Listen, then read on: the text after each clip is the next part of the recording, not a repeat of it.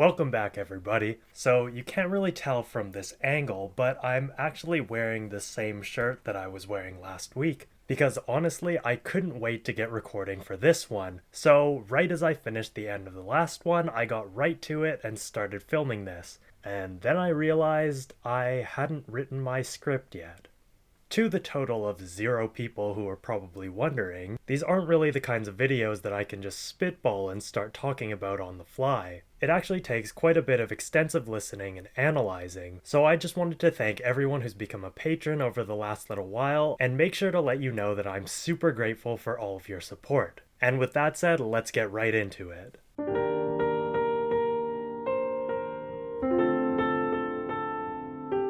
So, in the previous video, I mentioned my displeasure at the fact that Kanon is the only heroine in the series that never got a true theme, due to the fact that her idol songs are meant to serve as her themes. This remains true through the OVAs that occur chronologically between seasons 2 and 3, however the OVAs make it clear that something odd is going on with Kanon, hinting at the fact that she might not have forgotten about Keima despite this contradicting the nature of releasing the spirit from her heart. The audience then learns about the goddesses from new character Tendi, or rather from Diana, the goddess living within Tendi, and it's then revealed that the girls with goddesses residing within them have retained their memories of Keima's conquest. Oh my god. Now it's obvious that Kanon has a goddess residing within her, and Apollo makes her debut right from episode 1 of season 3, introducing a theme that effectively serves as Kanon's theme as well.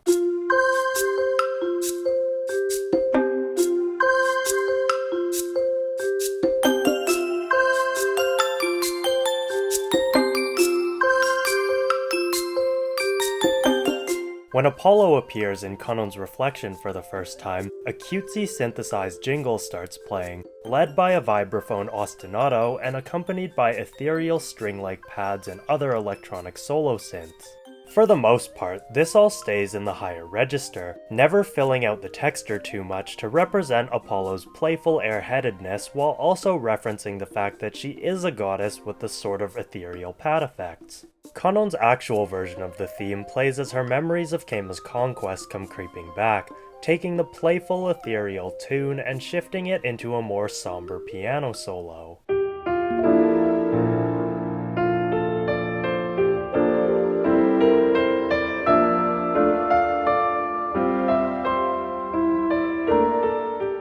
Though the main melody stays the same, the reharmonization and slower tempo give off a reflective vibe as Kanon's feelings for Keima are slowly but surely rekindled and ignited. Due to the nature of Kanon's feelings, the theme of love that we've heard about a million times since season 1 gets referenced ever so slightly in between the main melody of Kanon's theme.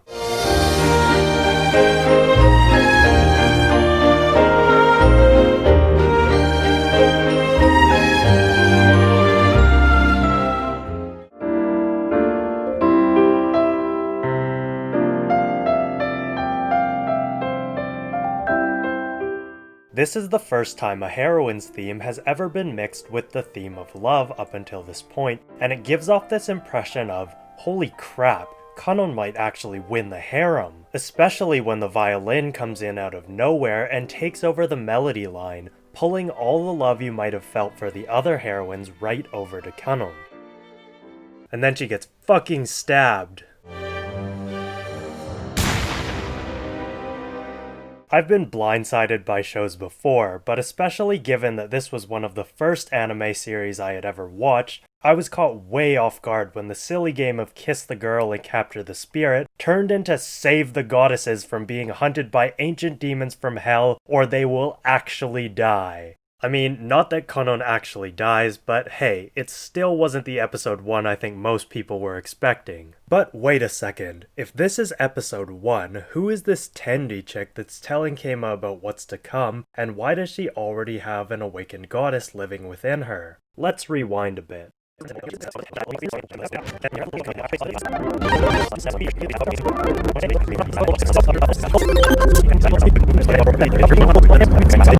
In the OVAs, a girl from Keima's childhood returns to his neighborhood after having moved away a long time ago. She has almost the same personality as the bookworm Shiori, minus the love for books, yet because of her melancholic theme, she somehow seems to exude an entirely different aura.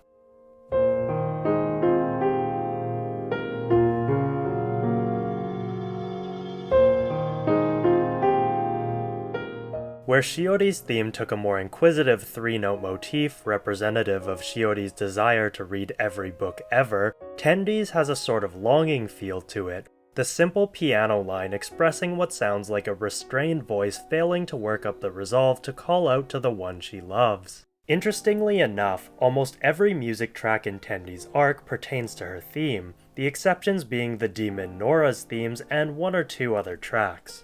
This is likely due to the fact that the theme is not only tied to Tendi, but to Diana, the goddess that comes to seek refuge within Tendi. During a flashback sequence, we are shown how Tendi came to host Diana, and it is here that we first hear Diana's theme, which we can classify as Tendi's goddess theme due to the use of the same melody.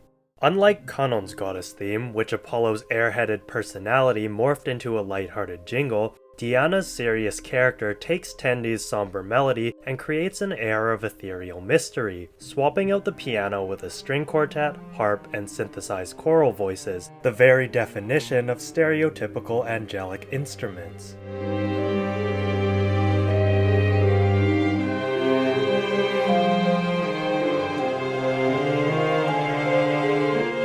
There's actually one more version of her theme worth talking about, but chronologically it doesn't come up for a while, so let's jump back into Season 3. Where were we again? Oh, that's right.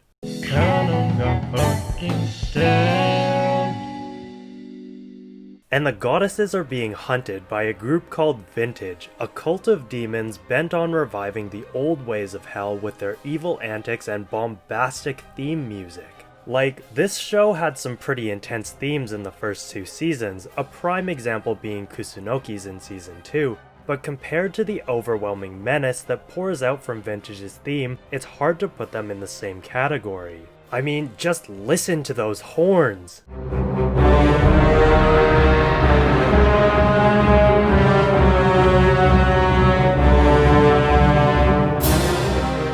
But more importantly, now the goal is to awaken the goddesses hiding within Keima's past heroines and keep them safe from the assassins of Vintage, and you know what that means! Now, oddly enough, the first two goddesses that Keima needs to awaken are found within heroines that we aren't already familiar with. In order to speed things along, the studio decided to skip over Tsukio and Yui's arcs in favor of focusing on Kanon and Tendi, which is fair enough given how the goddesses arc begins, but this means that we now need to get acquainted with both heroines and their themes before we can hear those themes develop in a way that speaks to both their personalities and the respective goddesses' personalities. So let's do just that. Tsukio is a doll-like girl in the astronomy club who is obsessed with all things beautiful. While somewhat giving off the Ojo-sama vibes that Mio did in Season 1, it's clear that Tsukio is not actually an Ojo-sama character when she's seen taking the bus home from school. She's merely an eccentric kudere, and this eccentricity is emphasized in her theme, a solo piece played on the harpsichord, an instrument often used to signify royalty in Victorian settings. However, unlike those stereotypical royal themes, Tsukio's is odd in that there isn't much going on as far as musical movement. The bass line for most of the theme is just this basic open power chord, first going ADA and switching back and forth with EBE.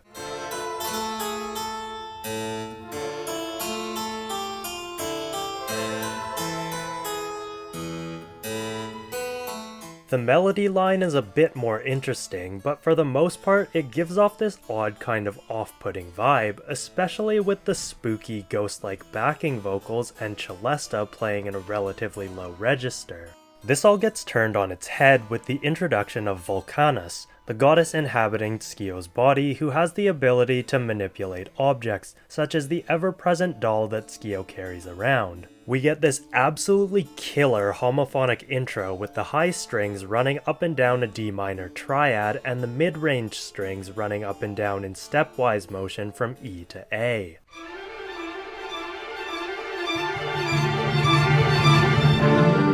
The timpani then crescendos its way in and leads into the A section, where the clarinets lead a tremolo pulse while the horns and cellos support and set up the lead into the B section, where the oboe then takes over the main melody of Tsukiyo's theme.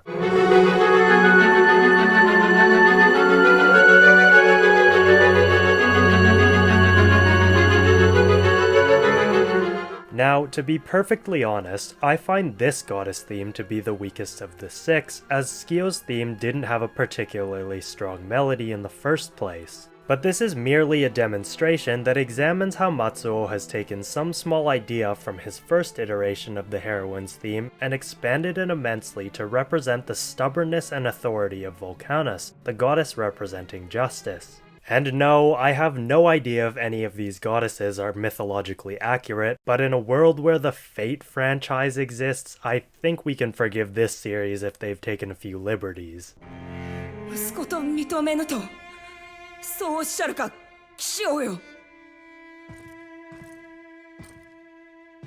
Regardless of how we feel about Tsukiyo's harpsichord theme itself, Volcanus' theme takes the basic ideas from it and completely explodes the development to a point where, despite its incredible beauty and intensity, sounds quite unlike the original it was developed from.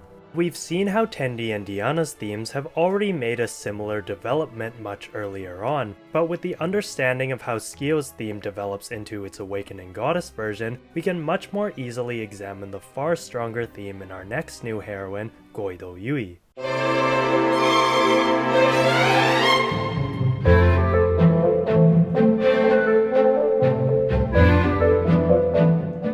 Ooh. Ooh. Ooh. Sorry, this was my favorite character theme in an anime for years, and off the top of my head, I can't even remember what changed that. The brief story behind Yui is that when Keima met her, she was a sheltered rich girl forced to behave like a proper Japanese lady, and this is the theme that accompanies that version of her. The rich texture of the strings and interplay between them, the clarinet, and bassoon exudes an air of playful refinement, indicative of Yui's personality on the surface as well as the side of her yet to be awakened. The calmer closing section removes the syncopated rhythms of the strings and woodwinds, replacing them with held chords and an arpeggiating marimba accompanied by harp flourishes.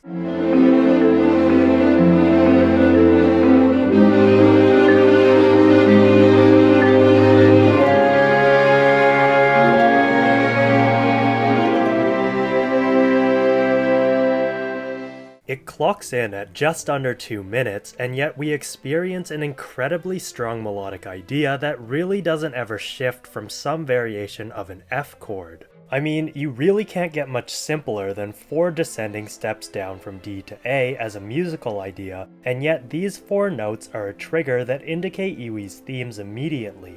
And then the follow-up is a little step around A before rising up a 7th to the higher G, which then falls back down to B. Whether this rising and falling motion is actually indicative of something in Yui's character, I couldn't tell based on what little we learn about her from the anime, but what I do know is that the simplicity of her theme is what makes it such a standout track and easily opens the door for its 2 variations. To understand the first variation, we need to know a little more about Yui and what her conquest entailed. The spirit within her caused her to swap bodies with Keima, and thus her refined femininity was forced to understand the workings of a man's body firsthand. While it isn't explained particularly well in the anime, Keima had to allow Yui to conquer him while their bodies were swapped, and thus a lingering after effect of Yui conquering Keima was that she suddenly adopted a gentlemanly personality and tendency for cross-dressing.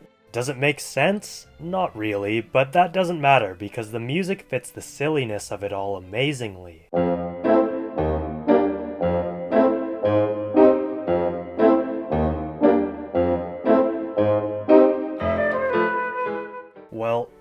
certainly isn't refined anymore. The rich texture of the strings has been completely scrapped, replaced with piano and low winds playing open seventh strides that move either in augmented or chromatic steps around F to create a sort of janky supporting section for the solo flute that's timidly taken on the main melody. The simplistic beauty of the original melody basically gets stepped all over by the overpowering supporting instruments, not unlike how Yui's comparatively new masculine personality has pushed aside the prim and proper lady that she used to be. There are still hints of softness within the piece that represent the occasional moments when Yui is swayed by Keima's actions, but for the most part these are few and far between.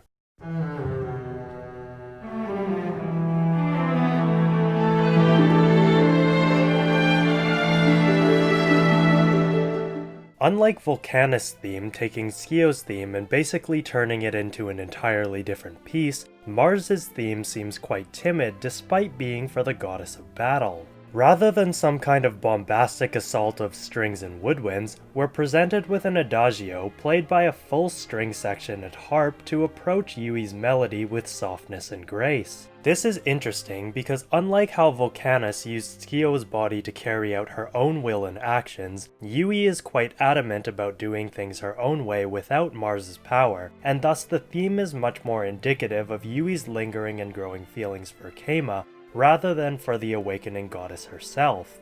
And also unlike Skio's theme, which had a relatively weak melody to carry the piece, allowing for Volcanus' theme to take far more liberties in its approach to the arrangement, Yui's theme contains a very strong melody from start to finish, and thus Mars' theme can only make so many changes without damaging the integrity of what made the original so beautiful. While they do differ in structure, the descending 4-note figure that became definitive of Yui's theme is repeated far more in Mars' theme, almost as a sign to reaffirm that while this is a rearrangement, it is very much still Yui's theme, and I can't think of a much better way to represent the resolve of a girl who is basically told a goddess that she can do things through her own strength. Yui might not be my best girl of the series, but I most definitely wouldn't argue against anyone who felt that way about her. And that's a look at some of the new music presented in the third season and how it can quickly develop in levels of varying effectiveness, but as you can see, we've only covered 4 of the 6 goddess themes.